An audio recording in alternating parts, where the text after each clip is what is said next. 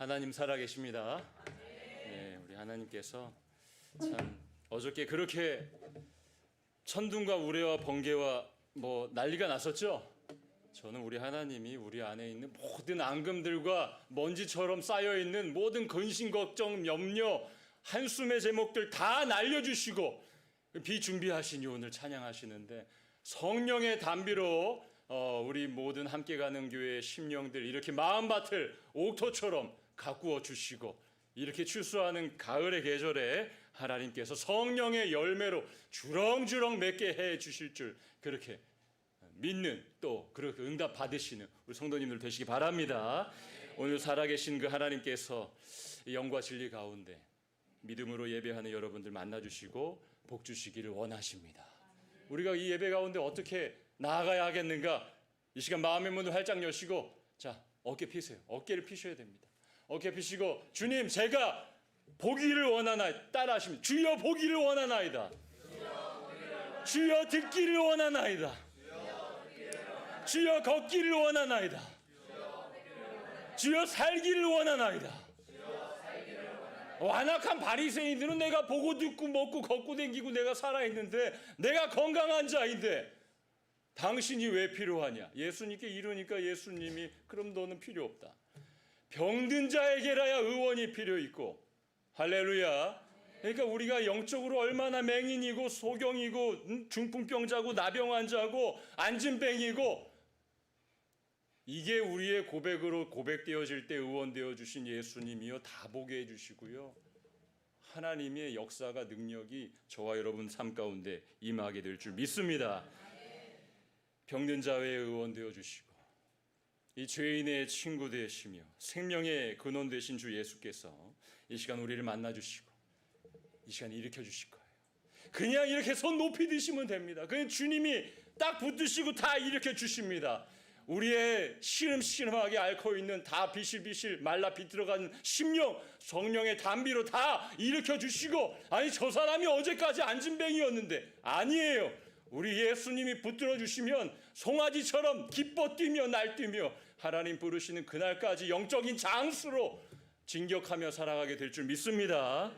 예, 그러니까 이전에 어제까지의 우리의 눈물의 한숨의 고통의 제목이 오늘 우리의 기쁨의 간증의 감사의 제목이 되게 해 주실 줄 믿습니다. 어느 마을에 한 도둑이 이제 부잣집을 다 털었어요. 부잣집을 털고 이제 주머니에다가 이제 돈이랑 금이랑 잔뜩 보석이랑 넣어가지고 이제 다른 집을 한번 털어야겠다 하고 옆집으로 갔는데 옆집이 허름해요. 그래도 뭐라도 있겠거니 하고 갔는데 그 문지방 안에서 어머니와 아들 대화 소리가 들리는 겁니다. 아들아, 이 애미가 먹을 것이 하나도 없구나. 그러니까 그 아들이 대답하는 거예요. 어머니, 그러면 똥이라도 드세요. 저도 지금 죽을 지경입니다, 어머니. 이 문 밖에서 이 대화를 듣고 있던 도둑이 집을 털러 왔다가 눈물을 흘리면서 그 모자가 너무 불쌍해가지고 훔친 돈보따리를 다 문 앞에다가 놓고 떠났는데 신나게 이제 화투로 고스톱을 치고 나온 어머니와 아들이 딱 문을 열고 나오자마자 그 돈을 발견하고 웬 이게 횡재냐?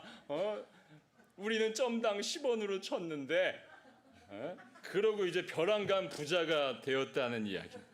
아니 웃으시는 분들은 좀 이제 젊은 날에 좀 이렇게 좀 이렇게 산수 공부 좀 하셨던 분들이고, 그러니까 함께 이제 안 우시는 분들이 많아요. 이게 지금 함께 가는 교회는 이게 성구영신 예배 때 말씀 카드 뽑는 거 외에는 전혀 이제 다른 카드 놀이는 안 하셔가지고 이해를 못 하시는데, 자, 이 세상에 많은 사람들이요, 이 도둑처럼 자신의 경험과 자신의 안경으로 세상을 바라보며 살아갑니다. 아니 오늘 이야기 속에 어머니와 아들은 너무나도 즐거운 시간을 보냈어요. 아들이 엄마랑 놀아주려고 화투 꺼내서 고스톱 쳤는데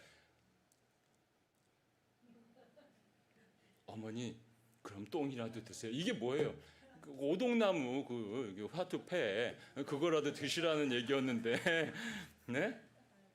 그러니까 어머니와 아들은 지금 너무나도 즐거운 시간을 보내고 있었는데 도둑은 뭐가 진실이고 뭐가 지금 진리인지도 모른 채 그렇게 자신의 안경으로 자신의 생각으로 힘겨워 보이는 그 상황만을 바라보며 모든 것을 놓아버리는 그 허무한 인생을 산 거 아니겠습니까? 사랑하는 우리 함께 가는 성도 여러분, 바라기는 우리의 모든 상황 속에서 언제나 우리와 함께 하시는 그 예수 그리스도를 바라보심으로 말미암아 늘 기쁨과 감사와 찬송의 제목이 넘치시는 그 복된 인생 되시길 주님의 이름으로 축원합니다. 그러니까 예수님이 내 인생의 주어가 되시면, 예수님이 내 인생의 주인이 되심을 믿음으로 확신한다면, 그러니까 같은 상황이라도 완전히 다르게 보이는 거예요.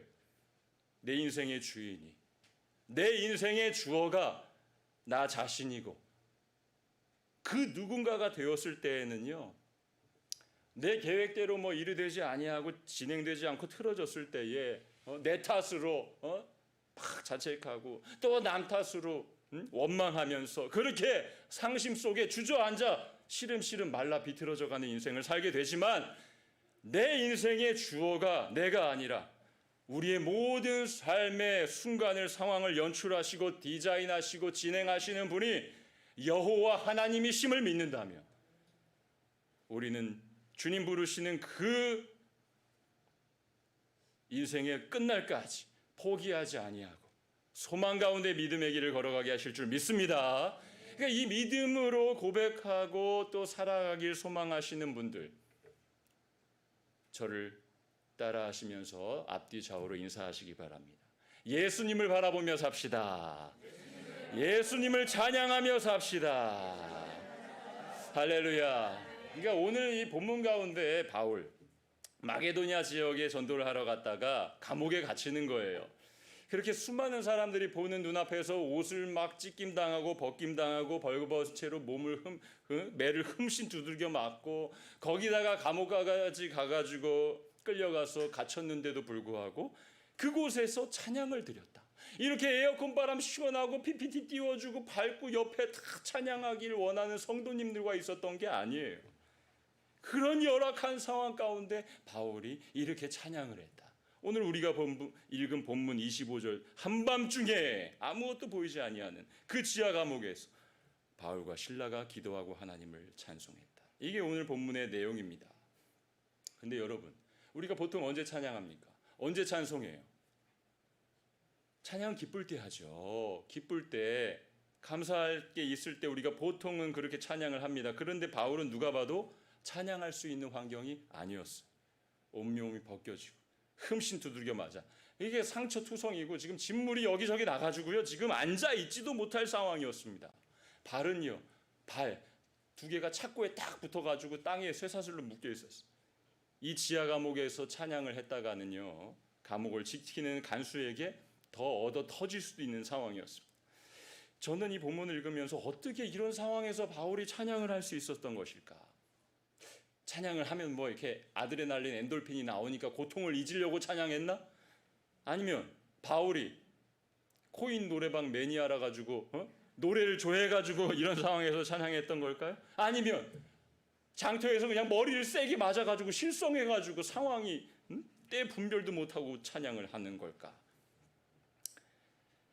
그 다메섹 도상에서 예수님을 만나고 그 예수 복음 증거하다가 억울하게 감옥에 갇히고 매를 맞고 깊은 지하 감옥에서 바울은 찬양할 제목도 없어 보이고 찬양할 상황도 아닌 것 같은데 어떻게 찬양할 수 있었던 것일까? 우리는 질문해 보아야 합니다. 어떻게 찬양할 수 없는 상황 가운데 찬양하는 인생을 살아갈 수 있을까? 오늘날 우리가 인생을 살아갈 때도 본문에 처한 이 바울의 상황처럼 캄캄한 흑암 같은 상황이 찾아옵니다. 기쁠 때 누구도 찬양할 수 있죠. 저절로 하지 말라 그래도 저절로 막 콧노래가 나오고 흥얼거려지는 거예요. 그런데 답답한 상황 가운데, 변하지 않는 상황 가운데 슬픔이 밀려올 때, 갑자기 말이죠, 큰 환난과 돌발 상황이, 고통이 엄습할 때 이게 누구도 나 대신에 감당해 줄 수가 없는 거예요. 그 헤어나올 수 없는 상황, 그 수렁 깊은 곳에 떨어지는 것만 같은 상황 가운데 어떻게 찬양이 나올 수가 있겠습니까? 멀쩡하던 건강이 안 좋아집니다. 갑자기 재정이 어려워져요. 생계가 힘들어집니다. 그런 일들 우리가 겪으면 정신이 하나도 없고요. 찬양은 고소하고 인간이니까 두렵죠. 두렵고 걱정, 근심, 염려, 분노, 불평, 원망 튀어나오고 내가 이렇게 신앙생활 잘했는데 깊은 탄성과 한숨, 눈물 나오고 흐르게 되어 있는 겁니다. 그런데 어떻게 우리가 이 깊은 인생의 한밤중에 예수님의 사랑을 노래할 수 있겠습니까? 함께 가는 우리 성도 여러분, 광야와 같은 고달픈 인생살이 가운데 우리 점점 솔직히 찬송의 이유를 좀 잃어버리고 살고 계시진 않으셨나요? 오늘 이 시간 나의 갈 길 다 가도록 이 결코 멈출 수 없는 찬송의 이유를 발견하시고 돌아가시는 인생의 참복을 누리시는 우리 성도님들 되시길 축원합니다. 오늘 본문에 좀 더 들어가 보겠습니다. 사도 바울 아시아 지역 전도를 하고자 세웠던 계획이 있었습니다. 이거 다 내려놓고 마게도냐 사람이 이렇게 오라는 환상을 보고요. 성령 인도하심 따라 마게도냐로 갔어요.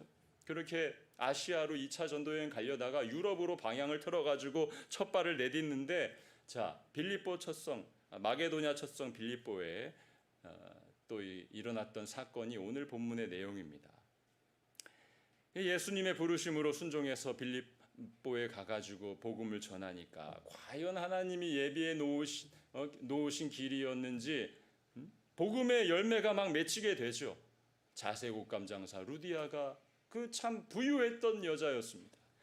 자신의 집을 예배처소로 내놓고 바울의 선교팀이 묵을 수 있는 쉼터를 제공하게 되고 그래 이제 바울이 야 이제 하나님이 인도하시니까 역시 그냥 일사천리 승승장구 만사형통 다 잘 되는구나.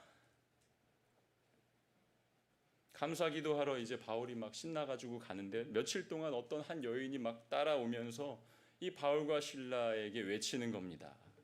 알고 봤더니 이 여인이 누구예요? 귀신 들린 점치는 여자였어요. 그 여자가 바울과 실라를 따라다니면서 외치기를 뭐라 그럽니까? 보아라! 이 사람들은 지극히 높으신 하나님의 종들이다. 이 사람들이 구원의 길을 너희에게 가르쳐 줄 거다. 이 맞는 말입니까? 틀린 말입니까? 맞는 말이에요. 하지만 진리는 귀신의 입을 통해서 전파되어서는 안 됩니다. 바울은 그것을 괴로워하는 거예요. 이 복음이 하나님의 종들의 입을 통해서 성도들의 입을 통해서 전파되어야 되는데 한낱 이 귀신 들려 점치는 자의 입을 통해서 전파되면 뭐가 문제입니까? 점을 본다. 이건 귀신의 역사예요. 그 점은 믿어도 그만 안 믿어도 그만이에요. 사람들이 재미로 점치는데 많이 가잖아요. 그래서 근데 점치는 자가 이렇게 외치고 돌아다닌다면 바울의 선교팀에 도움이 되기는커녕 이거는 어마어마한 걸림돌이 되는 겁니다. 바울 일행을 바라보면서 수많은 사람들이 뭐라고 생각을 했겠습니까? 저들이 하는 이야기는 그냥 우리가 보는 점처럼 믿어도 그만 안 믿어도 그만인 이야기구나. 이렇게 귀신 들린 점치는 여인이 바울의 선교팀을 향해서 그게 정령 사실이라 할지라도 이렇게 외쳤을 때에 바울이 외치는 복음이 평가절하되고 마는 것입니다. 그래서 바울이 괴로워하다가 그 여종에게 외치는 거죠. 귀신아 썩 나가라. 이게 귀신 들린 여인에게 예수님의 이름으로 명하노니 나와라 선포하니까 어떻게 되느냐? 그 귀신이 막 소리를 지르면서 여인에게서 이제 나와 떠나갑니다. 문제는 이 여인이 귀신의 힘을 빌려서 점을 쳤다는 거예요. 그녀에게서 이제 귀신이 나가니까 점치는 능력이 사라져 버렸습니다. 귀신 들려 점치는 노예를 가지고 돈벌이 하던 그 노예의 주인들이 이제 돈벌이가 끊어지니까 자 이걸 분하게 여기면서 바울과 실라를 고발하게 되죠. 오늘 우리가 이제 25절부터 읽었는데 19절에 보면 여종의 주인들은 자기 수익의 소망이 끊어진 것을 보고 바울과 실라를 붙잡아 장터로 관리들에게 끌어갔다가 장터로 끌고 갔다. 장터는 뭐 하는 곳이냐? 사람들이 많이 모이는 곳입니다. 그곳에서 어떻게 하느냐? 바울과 실라의 옷을 벗기는 거예요. 옷을 찢어서 벗겨버리고 심하게 때렸다. 그냥 채찍으로 때린 게 아니에요. 그냥 막 온 몸을 머리부터 발끝까지 흠씬 두들겨 팼다는 얘기입니다. 그러니까 많은 사람들 앞에서 옷이 찢기고 발가벗겨지고 큰 수치 모욕 폭행을 당했어요. 바울은 원래 아시아로 가려고 그랬어요. 전도 여행. 근데 예수님이 성령으로 마게도냐 가라 그래서 왔더니만 하나님의 뜻을 따라서 마게도냐에 와서 복음 증거하는데 이 고난을 당한 겁니다. 뿐만 아니라 바울은 지금 감옥에 갇히는 신세가 됐습니다. 이때까지 됐으면 이제 바울이 이런 생각하지 않았겠습니까? 내가 이러려고 예수 믿었나? 도대체 이게 무슨 일인가? 마음은 막 혼란스럽고 괴롭고 서럽고 억울하고 답답하고 몸과 마음이 다 아파가지고 신음이 저절로 나올 수밖에 없는 상황 아니겠습니까?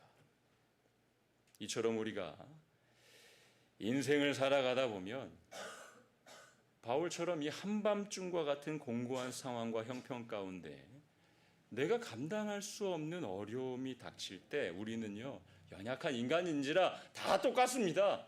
의심과 불안, 두려움 속에 이 주님에 대한 확신과 그 사랑, 그 부르심에 대한 사명과 열정이 점점 식어져 가게 마련이라는 거예요. 이런 절망적인 상황 가운데 바울과 실라는 감옥 속에 갇혀서 기도합니다.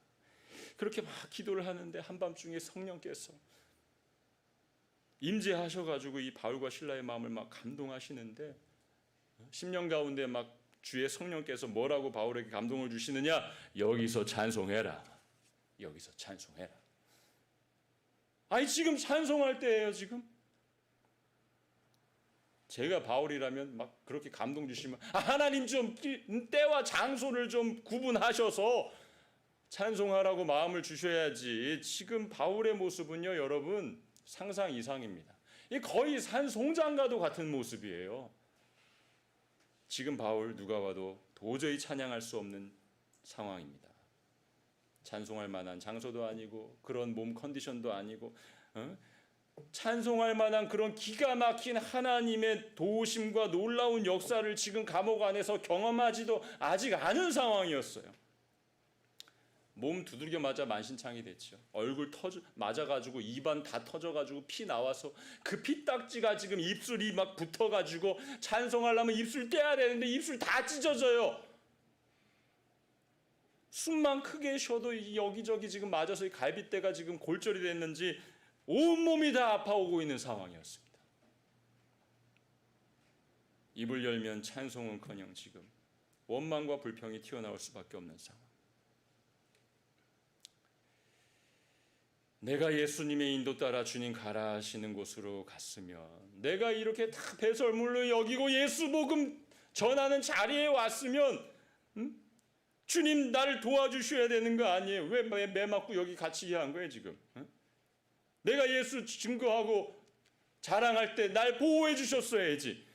많은 사람들 앞에 그렇게 부끄러움 당하고 그 가만히 계시다가 이제 와서 뭐 해준 게 있다고 지금 찬송하라 그러시고 감동 주시는 거예요. 여러분 바울이라면 이렇게 호소하지 않았겠어요. 저라면 그랬겠어요. 이처럼 우리가 살아가다가 하나님의 뜻과 그 일하시는 방법 그것이 우리의 생각으로 납득이 되지 않고 이해되지 않을 때에는 하나님에 대한 사랑도 점점 식어져 가는 겁니다. 아무리 직분받고 아무리 주님께서 나를 찾아와 주신 그 감격스러운 순간이 우리 인생 가운데 있을지라도 이 계속해서 닥친 어려움과 그 삶의 소용돌이 속에서 도대체 하나님의 뜻이 보이지 않고 하나님의 일하시는 방법이 내 마음에 들지 않는다면 하나님을 향한 우리의 사랑은 점점 식어져 가게 돼 있다는 것. 이게 우리 연약한 인간들의 민낯이고 한계입니다. 지금 바울 극심한 고통에 시달리고 있을 때 찬송해라 감동 주시는 주님의 임재 앞에 바울 심정 제가 말씀드렸잖아요. 찬송했다가는 옆방의 죄수들이 욕을 바가지로 하고 간수가 네가 살만하고 다 나와 엎드려 뻗쳐 더 맞을 지금 상황이에요. 욕을 벌고 매를 버는 짓이었습니다. 자, 그러나 오늘 본문 뭐라고 이야기하고 있습니까? 25절입니다. 한밤중에 바울과 실라가 기도하고 하나님을 찬송하며 죄수들이 듣더라. 바울은 고통 주는 상처를 바라보지 않았어요. 나를 두렵게 하는 흉악한 죄수들과 간수와 그 어두운 상황을 바라보지 않았습니다. 여러분, 상처를 주목하지 않고 나와 언제나 동행하시겠다고 약속하신 그 예수님을 주목하기로 결단합니다. 그러니까 우리의 시선이 지금 어디를 바라보고 있느냐? 나를 집어삼킬 것 같은 파도와 풍랑을 바라보고 있느냐? 아니면 바다 위로 나를 걸어오라 하시는 예수님을 바라보고 있느냐?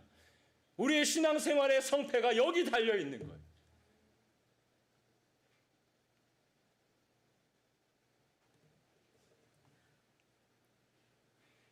하나님의 사랑이 멀리 있다고 생각할 때는요, 두려움과 고통이 바울에게도 밀려왔어요. 근데 이제 예수님을 바라보니까 그 고통보다 이 예수님의 이 십자가 대속의 사랑이 더 크게 바울에게 이제 막 물밀듯이 밀려오는 겁니다. 그 후에 바울이 그 상황에서 찬양하기 위해서 이 성령의 감동하심 가운데 이 주님의 옷자락을 붙들던 그 마지막 힘을 짜내서 붙들던 혈루병 앓던 여인처럼 옥문을 붙들고 찬양하기 시작합니다. 높은 산이 거친들이 그 찬양 아시죠? 함께 한번 찬양해 보실까요?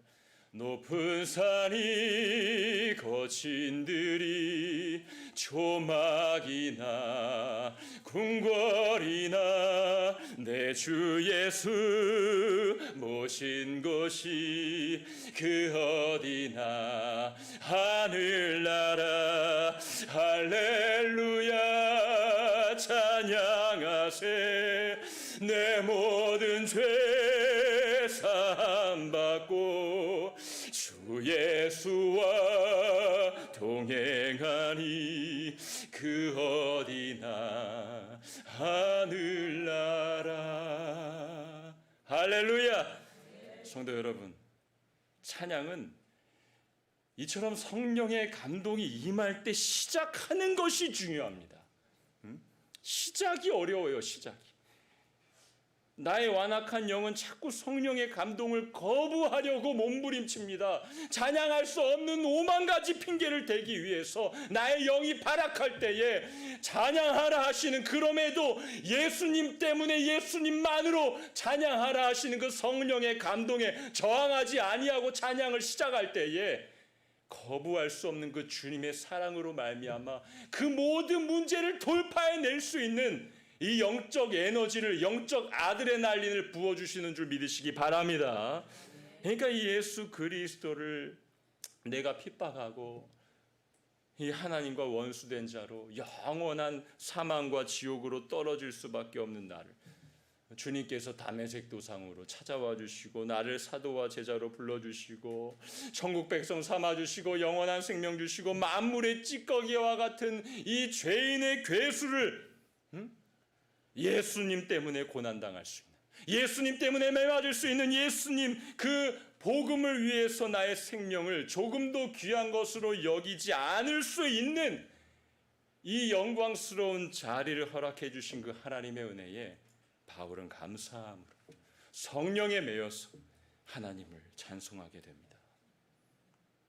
이처럼 우리가 예수님의 그 사랑 때문에, 그 사랑, 그 십자가 사랑만으로 모든 상황 속에서 그 예수님을 찬송할 때에 하나님께서는 그 모든 아픔과 고통을 뛰어넘게 만들어 주시는 거예요. 이거는 찬송을 시작한 자만이 누릴 수 있는 영적 고백인 줄 믿으시기 바랍니다. 바라기는 우리 함께 가는 성도님들 이 찬송의 능력을 늘 경험하시고 승리하는 인생 되시길 주님의 이름으로 축원합니다. 그렇다면 도대체 질문 왜 하나님께서는 찬송할 수 없는 상황 가운데 바울을 밀어넣으시고 거기서 찬송하게 하셨는가? 바울이 고통 중에 있을 때에 찬송해라 하신 주님은 이 예수님의 사랑을 노래함으로 치유케 되는, 치유되지 않아 보여요 표면은. 근데 이면은 겉사람은 그대로인 것 같지만 그 속사람은 완전히 치유케 되는 주님의 사랑을 노래함으로 완전히 회복해 되는 이 놀라운 하나님의 능력을 바울로 하여금 경험하기를 원하셨습니다. 그래서 이 세상의 표면에 함몰되는 인생이 아니라 그 표면 아래에 이면에 운행하시는 하나님의 나라의 천국 백성이 누릴 수 있는 그 영원한 가치와 생명을 소유한 자로 바울을 변화시켜 주시고 싶으셨던 거예요. 어떤 상황에서도 찬양하는 자로 만들어주고 싶으셨던 것이 우리 아버지 하나님의 심정이셨습니다. 우리 하나님께서는 육체의 고통 속에서도 심지어 내가 죽음 앞에 직면해 있을지라도 이전보다 더 좋으신, 이전보다 더 선하신 그 예수님의 사랑을 체험하게 하시고 알게 하시고 깨닫게 하시고 고백해 하시는 전능하신 하나님이심을 여러분 믿으시기 바랍니다. 한밤중 지하 감옥과 같은 상황 가운데 있을지라도, 내가 어떤 고통 중에 있을지라도, 내가 죽을 만큼 힘들지라도 바로 그곳에서 이전보다 더 크신 그 예수님의 사랑을 체험케 해주시는 분이 우리 전능하신 하나님이시라는 거예요. 그 하나님께서 오늘 찬양할 수 없는 상황 가운데 있었던 이 바울로 하여금, 자, 왜 찬양케 하셨는가는 제가 말씀 지금 드렸습니다. 그럼 어떻게 찬양케 하셨는가? 하나님께서 그 한밤중에 육체와 마음의 고통을 압도하는 그것을 다 넘고 초월해서 상쇄할 수 있는, 감당할 수 없는 그 예수님에 대한 사랑을 폭포수와 같이 바울에게 부어주신 거예요. 바울에게 완벽한 밤을 주십니다. 방해가 있었습니까? 오늘 이 밤에? 아무도 방해하지 않아요. 죄수들이 너 임마 왜 이렇게 시끄럽게 해? 그렇게 이야기하지 않았습니다. 25절, 바울이 찬송함에 죄수들이 듣더라. 죄수들로 하여금 찬송을 듣게 하신 거예요. 간수가 쫓아와가지고 조용히 해라, 그래 말하지 않았습니다. 바울이 찬송할 때 아무 방해 없이 하나님께만 집중할 수 있는 완벽한 밤을 주신 거예요. 그럼 이 밤이 저주입니까? 축복입니까? 이 밤은 오직 흑암 중에 유일한 빛 되신 예수님만 바라보고 예수님만 찬양할 수 있도록 하나님이 정확하게 디자인하시고 예비하신 놀라운 예배의 자리였음을 믿으시기 바랍니다. 그러니까 하나님께서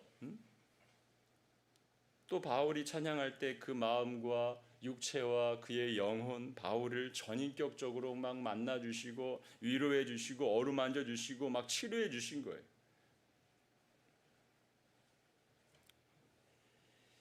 또 하나님께서 바울이 매 맞을 때 혼자서 매 맞게 하셨는가? 아니에요. 다른 동역자 신라랑 같이 매 맞게 하셨다는 의미가 아닙니다. 바울이 매 맞는 그 자리에 주님이 함께 계셨어요. 주님이 함께 매 맞고 계셨습니다. 주님이 함께 고통당하고 계셨어요. 바울로 하여금 자신이 멸시천대와 폭행과 옷벗김을 당하고 옥에 갇히며 바울 자신의 죄로 말미암아 고난당하신 주님을, 바울은 그 고난 중에 나 때문에 옷벗김 당하고 침뱉김 당하고 채찍질 당하고 옥에 갇혔던 나의 죄로 말미암아 고난당하신 주님을, 그 예수님을 똑똑히 바라보게 하셨습니다. 내가 당하는 이 고통, 나 혼자 당하는 것이 아니라 나의 주님께서 이 죄 많은 바울, 나를 위해 이렇게 고통당하셨구나. 바울은 그 고통 속에서 나를 구원하시기 위해 함께 고통당하셨던 그 예수님을 바라보고 만나게 됩니다. 사랑하는 우리 성도 여러분, 이처럼 예수님의 사랑은 죄의 매인 자, 고통 중에 갇힌 자를 자유케 하심으로 해방의 감격 속에 찬양할 수 있는 은혜를 부어주심을 믿으시기 바랍니다. 바울이 인생의 벼랑 끝에서 그 차가운 감옥 바닥에 누워서 고통 중에 있을 때에도 함께 하시는 예수님을 바라보며 믿음으로 찬양했을 때 큰 복을 주십니다. 어떤 복 주셨죠? 손발에 매였던 착고가 풀어졌죠? 옥터가 흔들립니다. 다 문을 열어주시죠. 매인 것이 다 자유케 되었습니다. 바울에게만 그 일이 일어났나요? 아니에요. 바울이 찬양을 외치던, 그 찬양이 들렸던 그 감옥 안에 있던 모든 죄수들의 착고가 다 풀려지고 자유케 되는 역사가 일어나게 됩니다. 찬양팀 앞에서 찬양할 때 회중석에서 내가 립싱크해도 모르겠지, 아니에요. 회중석에 앉아있는 우리 성도님들의 찬양의 고백이 굉장히 중요합니다. 찬양팀이 막 선창하고 나아가는 찬양의 가사가 나에게 들렸을 때에 회중석에 앉아 계신 우리 성도님들 분명히 다 각자마다 삶에 문제가 있고 어려운 상황이 있죠. 뭐 해결도 안 됐는데 내가 무슨 뭐 이유로 찬양을 하나? 이게 아니라 나의 상황만을 바라보고 침묵 속에 있는 자가 아니라 아멘으로 고백하며 믿음으로 선포하며 그 예수의 이름을 찬양하기 시작할 때에 내 삶을 둘러싼 모든 문제의 제목들이 비로소 간증의 제목이 되게 하실 줄 믿습니다. 이 아멘으로 함께 찬양하며 나아갈 때 여러분의 인생 가운데 모든 매인 것들이 하나님의 때에 하나님의 방법으로 하나님의 역사하심 가운데 불려지게 되는 겁니다. 그러니까 흑암 중에 찬양할 때 바울이 또 어떻게 복을 받습니까? 예수님이 주시는 깊은 평안함의 복이 임하게 됩니다. 그래서 옥문이 열렸을 때 바울이 도망갔어요? 안 도망갔어요. 옥문이 열리면 도망가야죠. 죄수가 안 나갑니다. 바울이 왜 도대체 그 자리에 나가지 않고 앉아 있었을까? 아니, 거기 예수님의 임재가 있는데 왜 나가요? 할렐루야. 그러니까 하나님의 임재가 충만하기 때문에 바울은 거기에 머물고 있었습니다. 그 감옥 안에도 예수님이 함께 계심이 바울에게 느껴지고 보여지니까 떠날 이유가 없는 거예요. 그 자리에 예수님의 은혜가 충만했고 하나님의 사랑이 충만하게 임했습니다. 그 자리는 사람들이 바라볼 때에 도망가야 될 자리였고 가서는 안 될 자리처럼 보였지만 예수님이 동행하시는 바울에게는 예수님과 동행하니 높은 산이 거친 들이 초막이나 궁궐이나 왕궁이나 감옥이나 주 예수와 동행하니 그 어디나 하늘나라. 할렐루야. 그러니까 여기가 막 하늘나라처럼 천국의 기쁨이 부어지는데 어딜 갑니까? 그런 상황 가운데 찬송을 부르니까 어찌 되었습니까? 매인 것이 다 풀려지고 죄수들이 다 듣게 되고 그 흉악한 범죄자들이 난동을 부리는 것이 아니라 다 그 찬양에 깊이 빠져들고 그들이 그 자리에 바울의 찬양을 통해서 복음을 듣게 되고 간수가 또 구원을 받게 되고 간수는 바울과 실라를 감시하고 괴롭히던 사람이에요. 억압하던 사람입니다.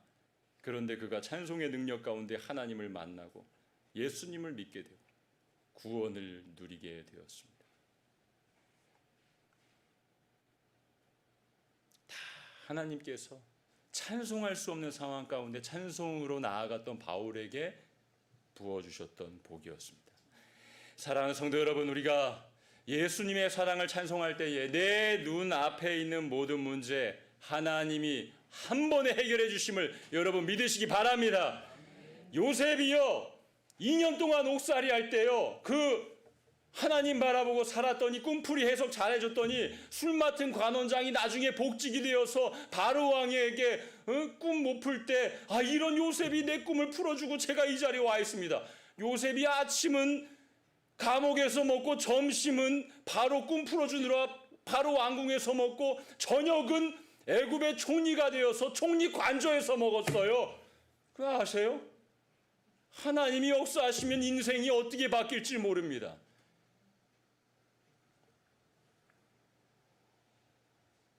우리 하나님이 한 번에 손가락 하나 갖다 가시면요 우리 인생 뒤집는 건 손바닥 뒤집는 거예요.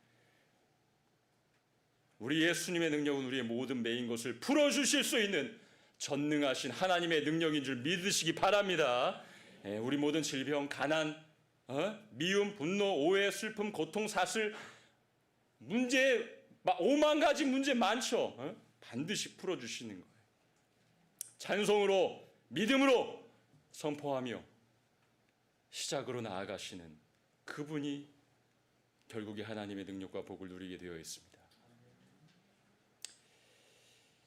그럼에도 불구하고 저도 이 설교하고 내려가지만 살다 보면 저도 학생들 선교 이렇게 전도하잖아요. 그럼 막 들이받는 애들도 있고 이게 막 안 들어갈 때도 저도 영적으로 슬럼프가 올 때도 있고 그럼 입도 뻥끗하기 싫을 때가 있어요. 설교도 뭐커녕 찬송도커녕 그냥 입도 집에 와서 자녀들 아이들이랑 입도 뻥끗하기 싫을 때가 있습니다. 아유 뭐 말안 뭐해 누가 뭐 대신 해주나 해결되는 것도 없는데 그러니까 가장 가까운 친구 뭐 기도해 주신다는 부모님 아유 다 그냥 막 이렇게 아유 그러니까 죽을 만큼 힘들고요. 코앞에 닥치면요 뭐 말하기도 싫고 찬양은 고소하고 말도 안 나와요 그냥. 사랑하는 성도 여러분, 이 자리 가운데 참 다른 누군가에게 내 사정을,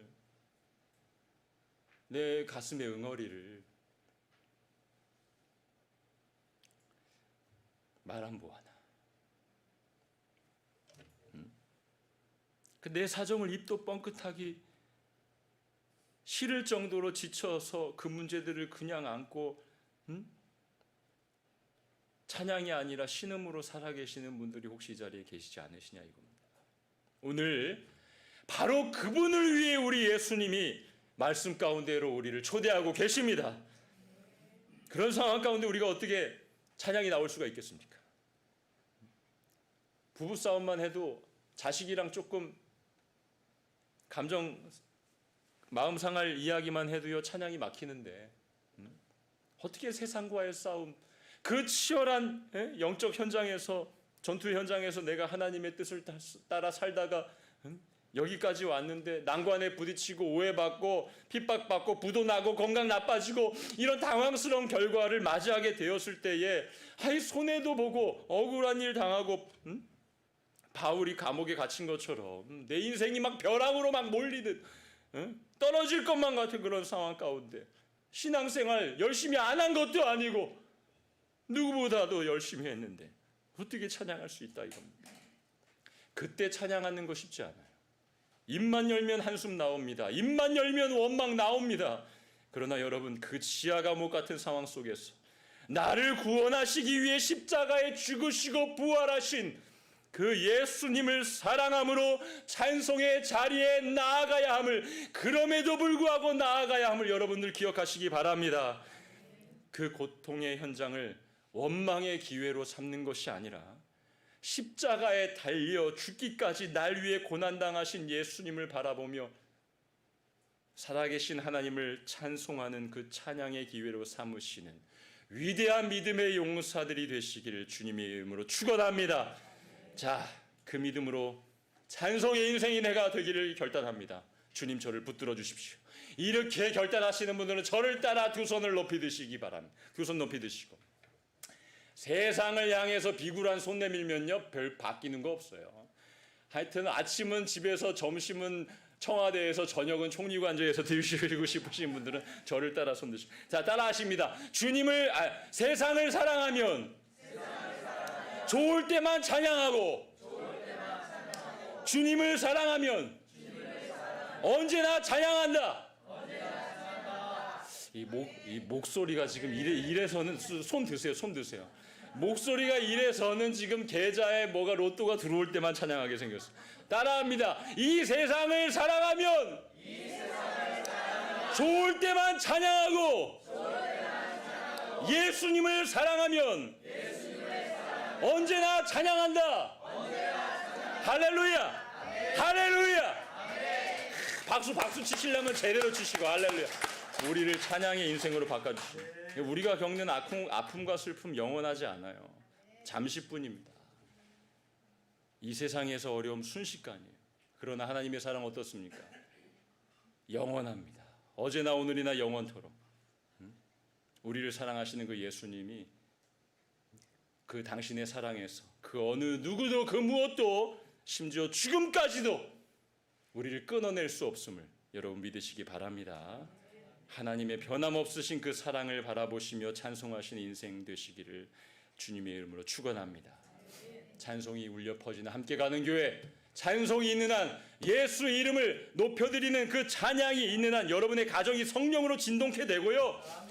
그래서 찬송이 울려 퍼지는 여러분들의 교회와 구역과 일터와 가정, 성령의 진동으로 말이죠.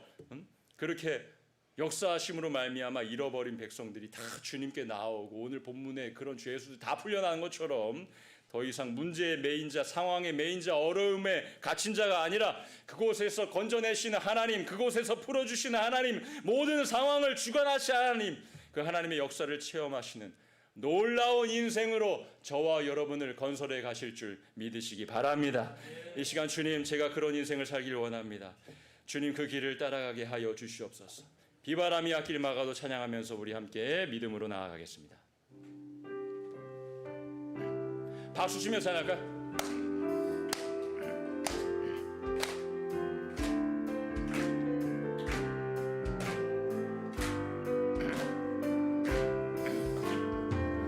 비바람이 앞길 막아도 나는 가리, 주의 길 가리. 눈보라가 앞길 막아도 나는 가리, 주의 길 가리. 이 길은 영광의 길, 이 길은 영광의, 이 길은 승리의, 이 길은 승리. 나를 구원하신 주님이 십자가 지고 가신 길 나는 가리라, 나는 가리라.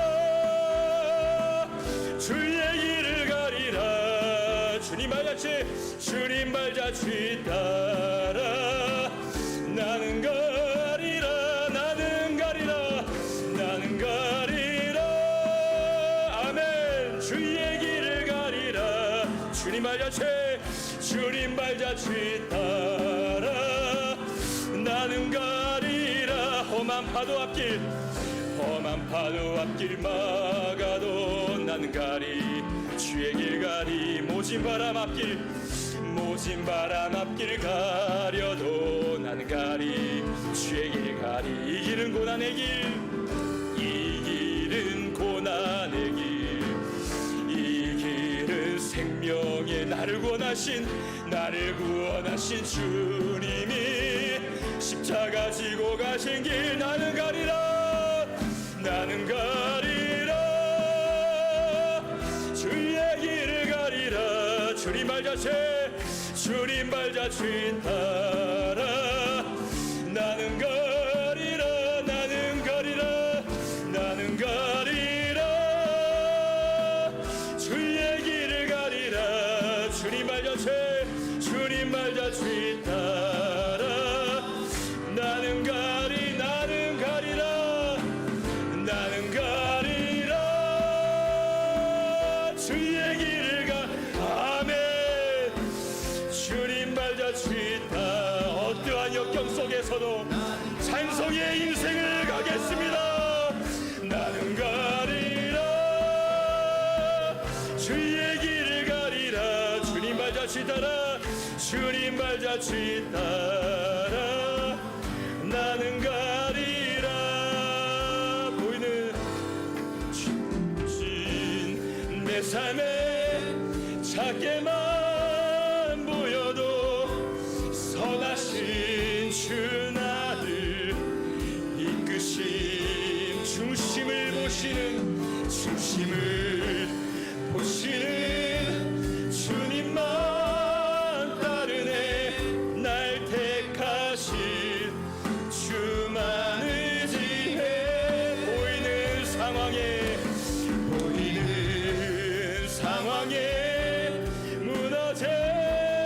무너질지라도 예수 능력.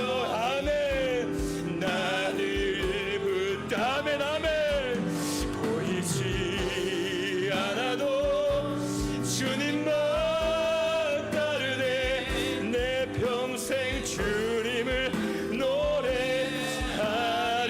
주어진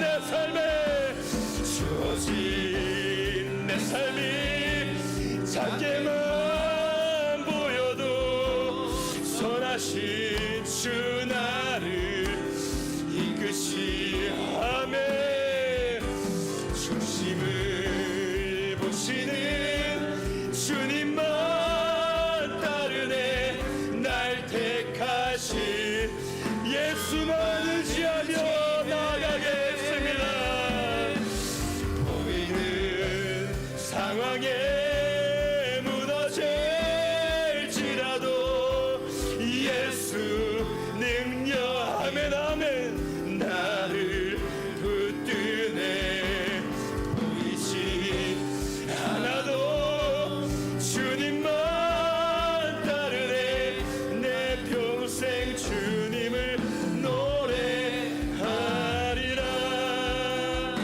시간 함께 말씀을 생각하며 기도하겠습니다. 주님, 응어리진 마음으로 고난 중에 고통 중에 어찌할 수 없는 상황 속에서 주님, 내가 예배의 자리로 나아갑니다. 닫혀진 나의 마음문을 열어주시고 나의 입술 열어주시고 찬송할 수 없는 이 상황 가운데 예수 이름을 의지하여 찬양할 때에 어떻게 사막의 강을 내시고 광야의 길을 내시는지 예수를 보게 하여 주시옵소서. 내가 보기를 원하나이다. 내가 듣기를 원하나이다. 주님, 어떤 상황에서도 찬송의 인생이 되게 하여 주시옵소서. 이 시간 주여 몸으로 기도하겠습니다. 주여,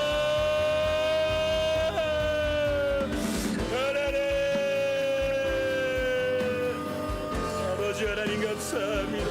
주님,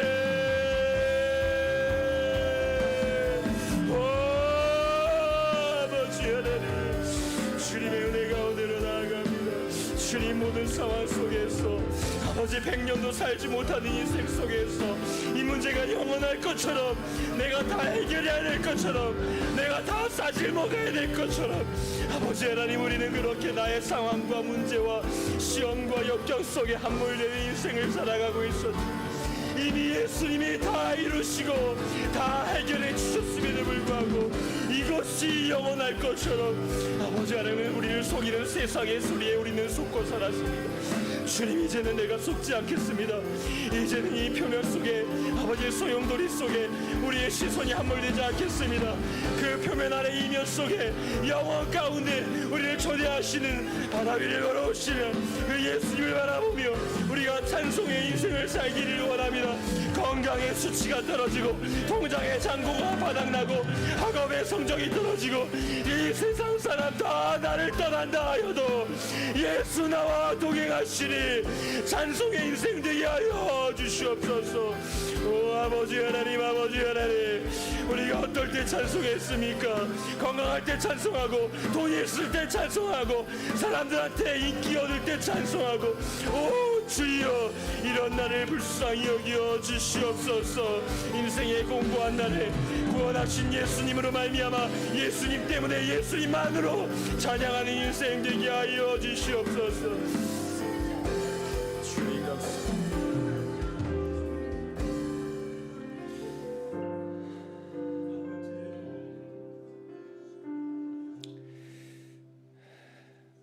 사랑의 아버지 하나님, 힘겨운 세상살이에 지치고 찢긴 상한 심령으로 고통 중에 신음하고 있는 우리와 언제나 함께하여 주심에 감사와 찬송을 올려드립니다. 그러나 우리는 연약하여서 당장 눈앞에 있는 현실을 바라보며 낙담하고 절망하여 찬송하지 못하는 그런 가련한 인생들입니다. 주님, 이제는 나의 상황에 따라 좌지우지되는 연약한 믿음의 인생이 아니라 예수 십자가 부활의 능력으로 모든 상황 속에서 나의 마지막 호흡이 닿을 때까지 하나님의 영광을 바라보며 찬송하는 반석 같은 믿음의 인생 되게 하여 주시옵소서. 그 공고한 상황에서 우리의 입술을 통해 찬송이 울려 퍼질 때에 우리 모든 삶의 영역에서 마른 뼈처럼 죽어가는 하나님의 자녀들이, 가족들이, 동역자들의 심령이 성령으로 충만하여 그 영이 솟생케 되고 살아나는 역사가 우리 삶의 모든 여정과 지경 가운데 있게 하여 주시옵소서. 그렇게 역사하실 하나님께 모든 영광 찬송 올려드리오며 영원히 찬송받기 합당하신 예수님의 이름으로 기도드리옵나이다. 아멘. 그렇게 역사하실 주님 감사합니다. 감사합니다.